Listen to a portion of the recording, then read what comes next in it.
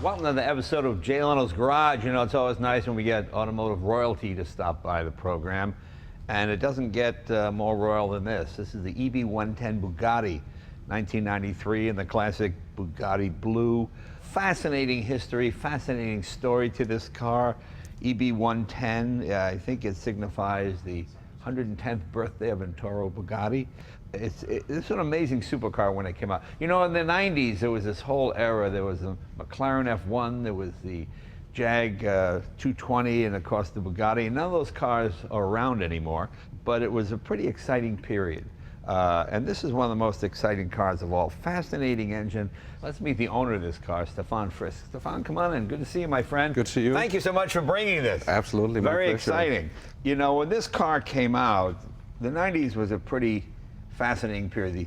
The F1 McLaren, this came out, the Jag 220 came out. There were a whole bunch of cars, but because of the recession and I don't know what, it lasted about 3 or 4 years, and none of them stayed in existence more than a couple of years. And this is one of the great ones. I was fortunate enough to buy an engine about 25 years ago from one of these. Yeah. And it's a fascinating engine. It's a V12 3.5 liter, 4 turbochargers, which was just unbelievable at the time. Extremely compact, 4-wheel drive. I mean, just a brilliant, brilliant design. How long have you had this one? I bought it earlier this year. Oh, just this year? Yeah, Okay. yeah. So I'm just getting to really enjoy it now and have some fun with it. Now, was it a car you lusted after as a kid? Did you remember seeing it as a... So you would have been, what, about 14 or something when this came out? Little less, but yeah. A little less than that? Yeah, Wow. exactly. See. Yeah, the history of these cars, you know, they're just absolutely amazing cars. They started out with a blank piece of paper, and they just wanted to do everything over the top. So. Now, as I said before, the 110 signifies the 110th birthday of Arturo Bugatti, Yeah. correct? Is that what it was? Okay. And I remember they built this factory in, was it in Italy? Or Yes, yes. In Italy. And I remember the factory looked like a museum. I think it had a marble floor. Yeah. And I said to myself, boy, how do you start a car factory with that marble floor? Must cost a gazillion dollars. Yeah. And I thought the factory was so beautiful, but it seemed, you know, most car companies start in some ragged warehouse because all the money goes into the car. Yeah. But being Italian, being an artist, you know, Attoli, was that the gentleman's name? Romano Attioli. Attioli, yeah. Yeah. Okay, I remember he built this just beautiful factory. And I got, how much does that cost? And where's the money come from that? And of course, the inevitable happened. It didn't pan out. There was a recession in the 90s. This car was very expensive. What was it, about $500,000? Yeah, exactly. Something like that, which, although for a supercar these days doesn't sound like much, 25 years ago, that was the top of the heap. Yeah. Only the McLaren was more expensive. I just wondered how they would make a go of it. I remember Michael Schumacher bought one of these. He bought a yellow SS. Yeah, he bought one too, Yeah. and of course that made all the papers. And it got excellent reviews. Yeah.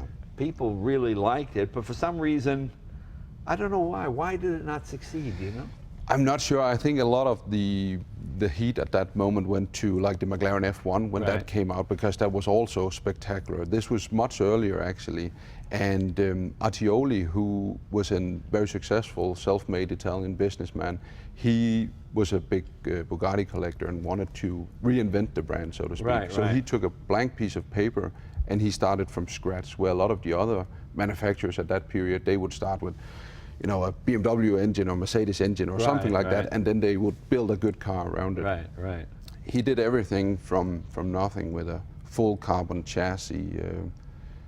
Yeah, it was just over the top. And you can see a lot of the early Bugatti styling cues. Yeah. The wheels look like the Type 54, I think. Yeah, the yeah. Grand Prix wheel. And of course the Bugatti blue, and the 110, the homage to Arturo Bugatti, and his initials, of course, the way he would always do it.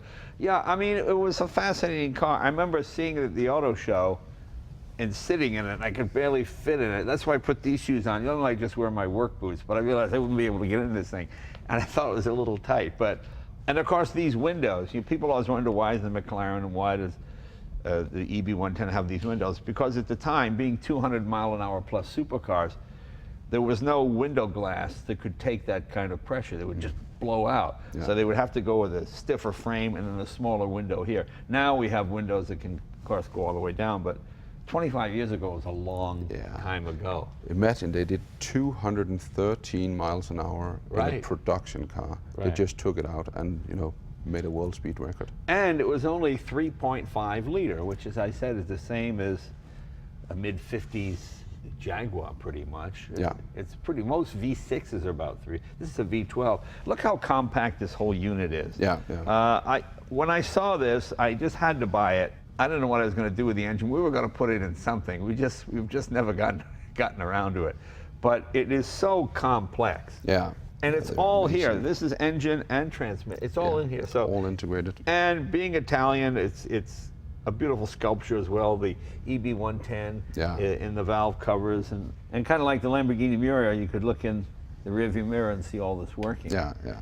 And this was a 5-valve engine, correct? Yes, kind of like the Yamaha Genesis motorcycle.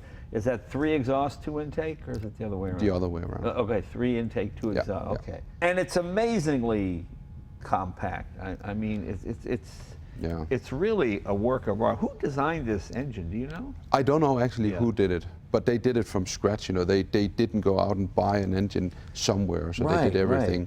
And how many of these cars did they make, you said? They made, you know, they made probably 140 cars, where some were prototypes, you know, with aluminum chassis and so on. And I think there's 120 production cars, so probably around 90 GTs and 30 SSs, which is the lighter version. Wasn't there somebody who took the company over and tried to do some continuations? What was that? Yeah, that was a company called Dauer in Germany. So they when they went bankrupt, they burned through so much cash you won't even imagine. In only 3 years, Artioli built up an empire in Italy, selling cars for 50, 60 years. Right. And he threw all of this money into this project because he loved it so much. Right. He even lived at the factory like Ettore Bugatti, and he was into everything. He was not a CEO signing papers or anything, you know. He was a real entrepreneur who was there designing, being part of every single decision made about these cars. Yeah, I remember seeing an article on the factory about 2 or 3 years ago. It looks like it's 100 years old. I mean, plants have grown into it, and it's overgrown, and it's rather sad because it was one of the most beautiful. It looked like a restaurant. It looked like the best high-end Italian restaurant you've ever been when you walked in the factory door. But I remember reading about it as, well, I wasn't a kid, I was an adult, but I remember thinking, well, how are they going to make any? How are they going to pay for this factory? I mean, the factory must have cost tens of millions of dollars to do. And he had all the best artisans and artists and engineers. Yeah, he got everyone, and that's why he did it in Italy, close to the other big factories. Because he needed all those workers to come and do the best solutions possible. You know, the Italians have such passion for this stuff. They throw everything into it. Because I'm sure as a businessman, I mean, I can't imagine the Germans going, what is this? Why did they build such a factory? You know, I mean, but it was just very Italian, like Bugatti himself. Everybody thinks Bugatti is French. He's not French. He's Italian. He's an Italian who lived in France and built in France. And of course, and it's a beautiful design, you know, and it holds up very well. The Countach looks like the 80s and the 90s. Yeah. You go, oh, that's got to be. Whereas this could be, I think you could put this design out tomorrow, and it would still look contemporary. I mean, it's a beautifully built car. I have no idea in terms of the reliability and the usability of it because I never got to drive it. I sat in it at the auto show, and I remember thinking, boy, it's like my Miura. It's a little not a lot of room in here. It's made by the same guy. Yeah, exactly. He must have been small. Yeah, everybody's 5'7". Yeah, it's just, and of course we should note it's a 4-wheel drive or all-wheel drive, I guess. 5-speed or 6-speed? 6-speed. It is 6-speed. Okay, and of course built their own transmission as well. Yes. But I can't imagine the development costs of this car. Imagine you're going to a French airplane company. They were building things for spacecrafts and airplanes, you know, and said to them, we want to do a full carbon chassis. It's the first thing they ever built to be on the ground. Imagine what that would cost. You have the first car with full carbon chassis. The weight of a big engine would be too much, so they made a small V12, 4 turbos to keep the weight down. Right. 4-wheel drive, 6-speed, very light and nimble. It's very intelligent made. You see the air vents open up here when you start to drive it. Oh, right. Gets right. air in Yeah. to remove hot air from the engine and so on. It's very clever. And of course, being the early 90s, there's not much computer stuff. Is it anti-lock brakes?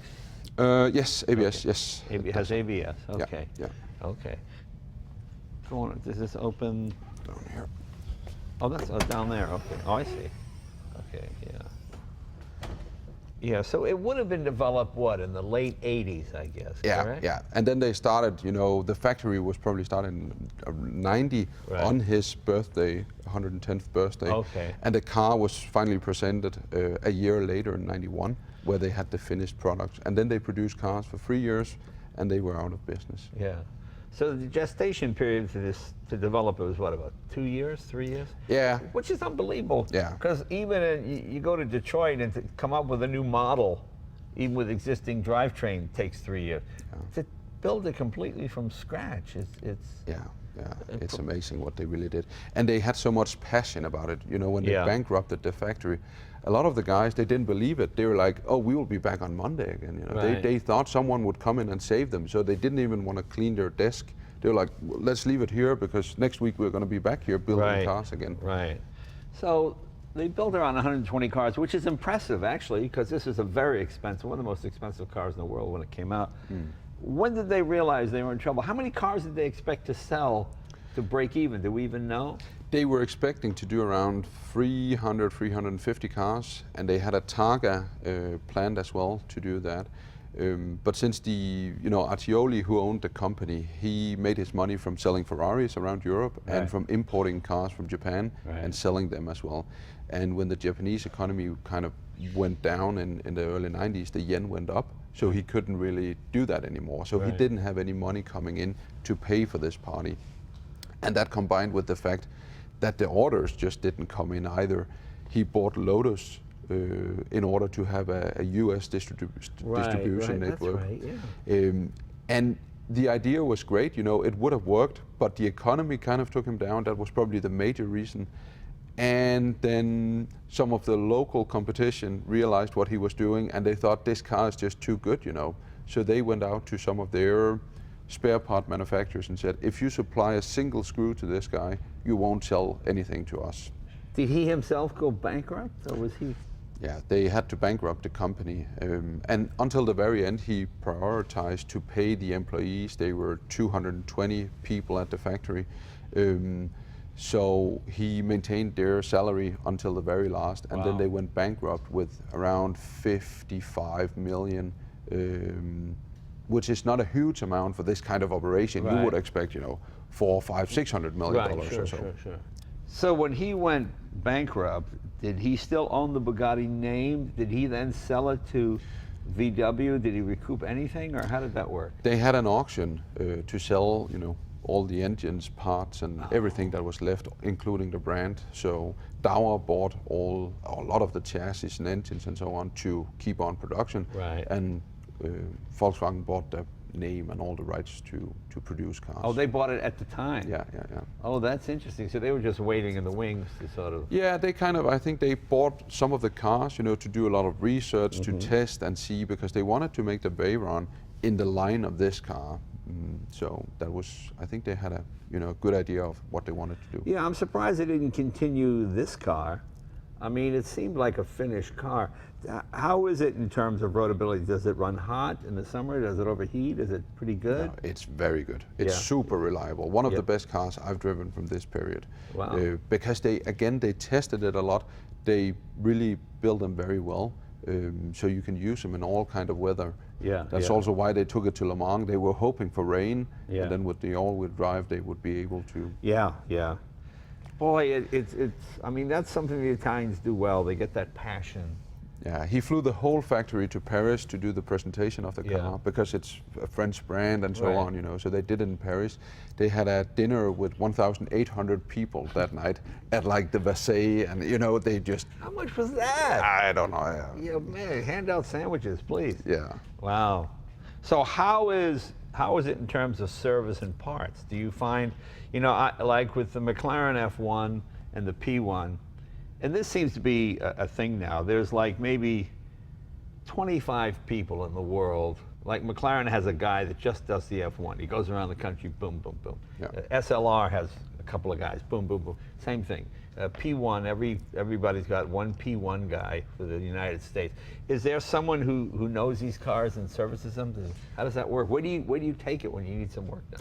I would take it to the factory, to the old factory. Say Yeah. there is a few of the guys out of the old factory that did like head of production, Right. head of engineering, and so on. They bought a lot of parts back then when they had the auction, and they are doing the service actually. So I've used them. Is that in Europe? Or That's in Europe. Yeah. Okay, so you in have to send it engineering. to Europe. Yeah, or you'll send them over here depending on Yeah, what needs yeah. to be done. The good thing about it is, again, the engine is super good, well made, very reliable. Obviously, you need to take the engine out to do a lot of the work, Right. so it's expensive to do it, but you don't have to do it that often. Yeah. So, And there's not a lot of electronics in it. There's not a lot of computer stuff in it, is there? no, not that bad. There is Right. some, but yeah, Yeah. it's again, it's super reliable. So as long as Right. it's maintained, I wouldn't be afraid to drive it, enjoy it, and have a lot of fun with it. And where did this car come from? Was this an American car? Did you get it from Europe? What? I found it in Europe. It was with a good friend/client of ours who had it for 7-8 years. Okay. They never really got to make US spec cars. They were in the process when they went bankrupt. Well, that's what I thought, Yeah. because they didn't crash test it. You bring this in under what they call show and display law. Yeah. You know, in America, we have a law called show and display, which means if a car is of technical or historical importance and is no longer being manufactured, you could drive it 2,500 miles a year in America, and that's it. Yeah. You can't drive any more than that, which is not bad. And that's how the F1 McLaren came in as well. And this was one of those cars, because to crash test this, you know, you run 2 or 3 of them into a wall. I mean, yeah, it's prohibitive. Yeah. So that's how many are in the States, do you know? We don't know exactly. I would think there are probably 15 cars here in the Oh, US that that many, yeah. came in. Some came in and were federalized when they came here. Yeah. And now we have the 25-year import rule, which this is under, as you also Right, mentioned.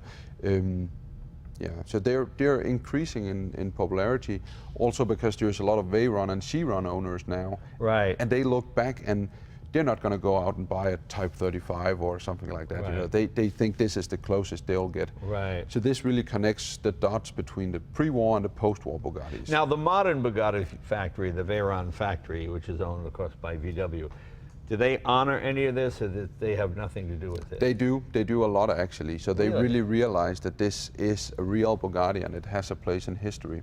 Yeah, it really does, because it is, as you said, it's a true Bugatti, and it honors the Toro Bugatti, and this was actually probably closer to what he envisioned a car to be. You know, it has a proper manual gearbox. Yeah. You know, it's complex, fascinating engine. Yeah. It's lightweight. What does this weigh? Do you know? 3,400 pounds. 34. -ish, That's with not bad. 560-ish horsepower. Yeah, four-wheel yeah. drive, Which was unbelievable back in the day. Yeah. That was just, to put this in perspective, with 560 horsepower, I remember when I went in to look at a Dodge Viper, which had just come out. The salesman said, this car has 400 horsepower. You will never see 400 horsepower ever again with the emissions and everything. This is the last 400 horsepower. And of course, like an idiot, I fell for that. And I said, well, all right, I better buy one now, because then I'll go see 400. And of course, the next year, 450 horsepower, they come out. But at the time, people forget what the 90s were like. Cars were getting strangled emission-wise, you know. Yeah. But you know, I'm one of those people who believes engineers can fix anything, and they did. And now you have supercars with 1,000 horsepower, P1 906 horsepower, and reliable and everything else. But this is sort of the last of the analog supercars. It's the end of an era. Yeah. It's really fascinating, and it's a really good-looking car too. I just find it. The only thing I thought was odd was the dashboard was not impressive. Yeah. You know, when I kind of went like, oh, this kind of seems, it's like a piece of wood, and it's got some dials in it. It Looks like a Jaguar from the 80s. It didn't have that Italian flair. I mean, you look at the wheels and you go, look how much effort went into these. Yeah. Look at these wheels. I mean, just Yeah. a beautiful wheel. and it mimics the Grand Prix car of the 30s, and it's not overly done. It doesn't, you know, I hate when I see these wheels where it's, you know, it's maybe 4 spokes and they're all shiny. It's muted, it's not chrome, it has a nice, the only thing that let me down a little bit in the car, as I said, was the dashboard. I thought, oh, it just looks sort of regular. Yeah. Not bad. I thought what they thought was when you're going to take this out and drive it fast, you just need whatever info you really need, you know, like RPM and speed, and that's basically it. So. Yeah, but it's like marrying a girl with a pretty face. It's what you're going to be looking at over the breakfast table every morning, you know? And you kind of go, okay. So you look at it today, because that's what's driving me. I went, I don't like the dash, but I loved everything else about it. Yeah, I remember when this came in at the auto show. I don't remember if you could have bought them in the United States at that time or not. You could actually. So they had orders for 15, 20 cars for the US, and they were in the process of doing crash tests. So they did it in Germany because TÜV in Germany could actually do it as well with the US regulations. But things just went sideways, you know, and they never really got to build the US cars. And how many cars were they into when they realized this isn't working? Like 60, 80? What? Probably 100 cars or so, I would think. And then at some point, when the competition in the local area went out to the other suppliers and said, you can't really supply anything more to these guys, they really had to be creative. So a lot of the last cars were put together with whatever they had from earlier prototype engines they took back, put them in cars, and they just tried to, because they had to keep the business running. Yeah, when they did the F1 McLaren, they were supposed to build 300 for the first year, but they only sold 64. I mean, half the number of this. So this seemed like a raging success at the time compared to the McLaren F1. Yeah. And for a while, I remember in just about the turn of the century, 2001, 2002, these probably reached their lowest point. You could get them for maybe $220,000, something like that. But now they're appreciated again, and now they're going crazy. Yeah, and now it's become an icon. Have you met any other owners? Is there like an owners club you kind of commiserate and where can I get this gasket and all that? Yeah, I know a few of the other owners. I actually bought one last year, a single owner car from a buddy of mine who had it from brand new. Yeah. And he had it in Germany and bought it over there, drove it 300 kilometers, then he wanted to take it to the factory. He bought it very late in 95. Take it to the factory for the 1,000-kilometer service. So he drove from his home in Germany to the factory and arrived the day they were declared bankrupt. So when he got there, they were outside the gates, and the gates were locked, and he was like, so he had to take it to a local. Doesn't get more Italian than that. Exactly. Well, can you open the rear compartment? Yeah. Let's take a look. Now see, I wish my P1 opened like this, so you could all the way up and then like that. Yeah. Well, it will hold. Yeah. Yep. Oh, there we go. Boy, that's crammed in there, isn't there? Yeah. It's not looking like an XJ220. Yeah, I know. Well, see, that was another thing. The 220 was supposed to have this V12 with four-wheel drive, and that turned into a V6. Yeah, this was, in my opinion, everything the 220 wasn't. Right. I agree with that wholeheartedly. Full throttle. Very nice. And the front end, you want to open the front? Yeah, I think you can lift it. Opens this way. Yep. So we have our battery up here, and not a lot of. You might get a toothbrush in there, but where is there any luggage in this? There's no luggage with the car, but it has room for it behind the seats. So there was a luggage kit you could buy, but that's super rare. Yeah. Wow. Okay.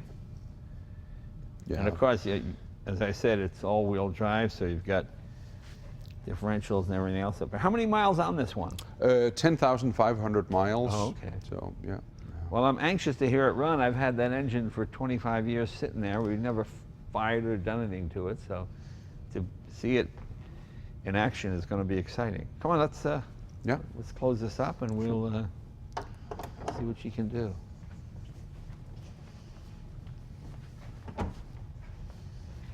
Just lift it up and then, yep. Perfect. Should we close it over there as well? Oh, here we go. Yep. There we go. Another thing I like about this Aero supercar is like my McLaren F1. It has this toolkit. I don't know what you actually fix with it. Did this come with a toolkit as well? Yeah, it does actually. Yeah? Yeah. I have it here. I like the tool. Looks like you're bringing a box of chocolates. Yeah. Okay. So detail here, it's made to look like the curved. The curved axle? Exactly. Of the front. exactly. All right. Same with the luggets. Yeah. Oh, okay. You got your. Oh, wow! Look at that. You got your toe strap here. Yeah. Pliers. Wheel nut. Something completely useless. These never work. You put them on, they go, and they just dribble on the floor, and you still have a flat tire. Yeah. But I only got extra fuses, and now see, actually the F1's got you beat because the F1 these are titanium, so they're very light. So, but cool. And you got spark Extra light bulbs. Oh, light bulbs. Okay. Yeah. Wow, pretty cool. But it's a neat little toolkit, isn't it? Yeah. If you're going to be sitting by the side of the road fixing your EB110, we got, oh, turbocharger came off. Let me get the toolkit and I'll put that right back on there. Well, cool. All right, let's put that back in the car. Sure. Hopefully we won't need it, and let's take it for a spin.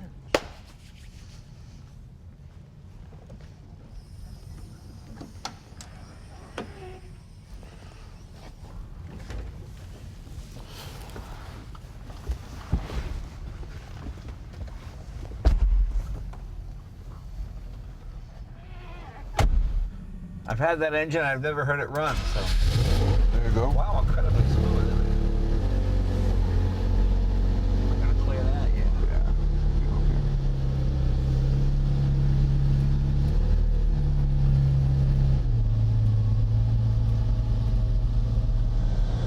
Gearbox very smooth. Yeah. Also, when you really spank it, you know, when you get up into the high revs and just downshifting hard and so on, it's very proper gearbox. And how much was this car new? There were MSRP around 450 grand, so I mean, it was a lot of money back then. But you know, it's very comfortable. To me, the worst thing that ever happened to all these cars is these Recaro racing seats you get in. You know, I drive my P1 for long distances. I like to be comfortable. You sort of, you know, I got the optional bigger seat. I call it the Barker Lounger seat, but it's hardly that. But you know, this is actually nice. You know, and you're nicely ensconced in here. You know, it's not like you fall out of the chair going around corners. No. And they are doing, you know, next year they have the 30th anniversary of these cars, and it's God, it's 30 years. That's amazing. And it's the 100th anniversary of Bugatti making cars next year. Yeah. So they will have a big rally for these cars. Boy, it really does. And you can chirp the tires with four-wheel drive. That's pretty good. Yeah. I mean, once those turbos spool up, it's really something. The theatrics of this car is great. I mean, you got a manual transmission. It feels very visceral. It feels like you're actually driving the car. The car's not driving you, you know. Yeah. That's what's kind of fun. Yeah. And it's really not much bigger than a 911 Porsche, is it? No. It's about the same size. Yeah. 4.3 meters. Right. Now, does this require, is there a special tire made just for this car? Yeah. So Yeah, Michelin made you've got to wait for Michelin to do a run of those, huh? Yeah.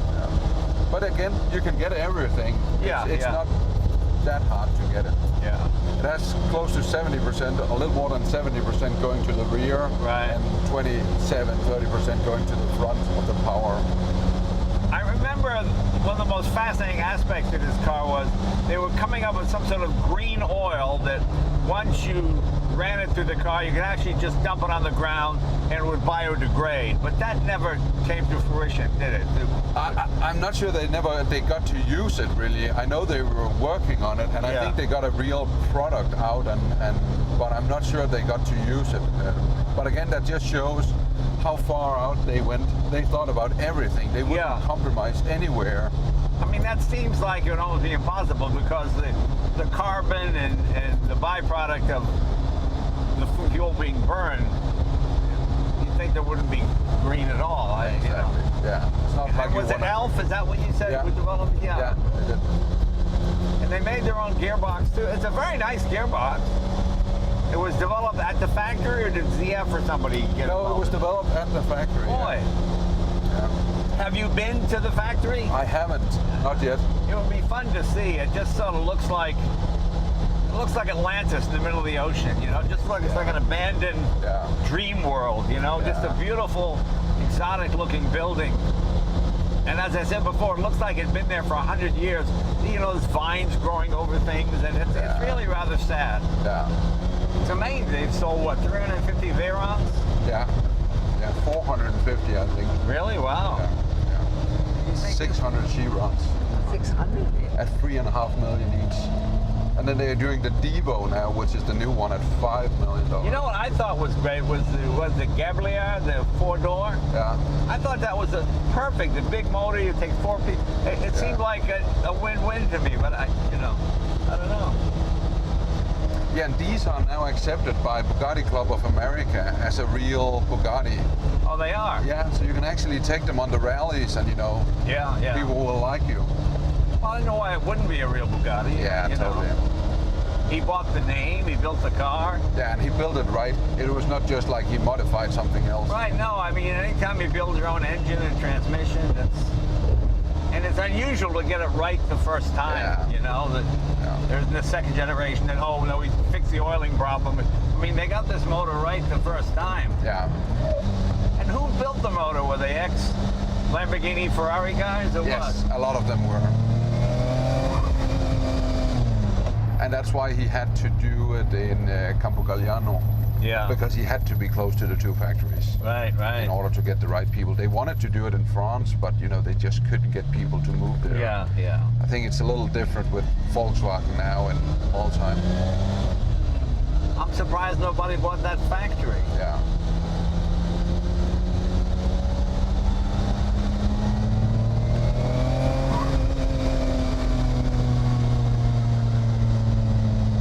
It's very much a normal car. I say that as a compliment, and you can actually drive it and use it. I know why I expect this engine to be peaky and everything like that, but it's very tractable. It certainly feels like a lot more than 3.5 liters. Yeah. I think their goal was to make it like very drivable, like an old Bugatti would be, and like small, nimble, quick. Yeah, and you've got an 8,500 RPM red line, which is and amazing. It just always begs you for more RPM. Yeah. And who did the brakes on this? Were they Brembos? Brembos, Yeah. The gearbox is very nice. I don't know, I was expecting notchy and you know, but very nice. Yeah.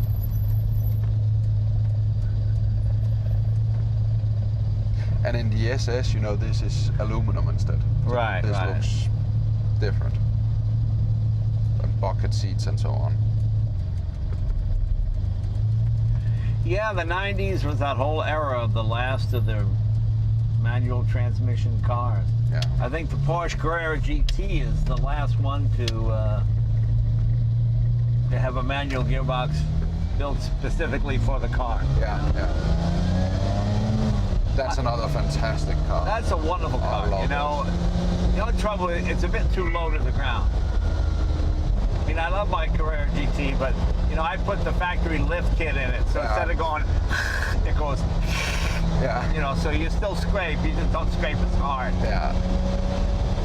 And that's a fantastic engine. Oh my God. Oh, I love the sound of that engine. Yeah. It sounds like an old Formula 1 engine. Yeah, which is kind of what it is. It was built for racing. Yeah.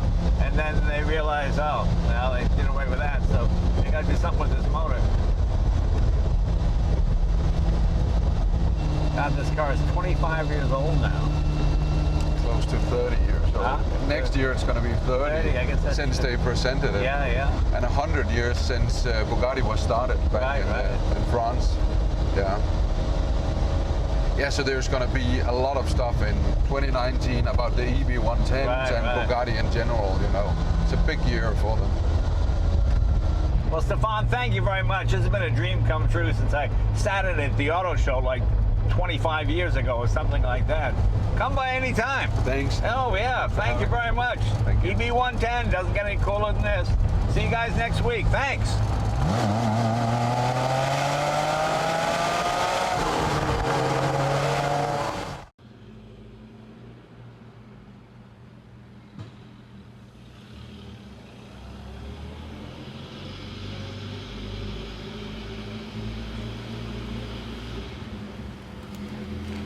you.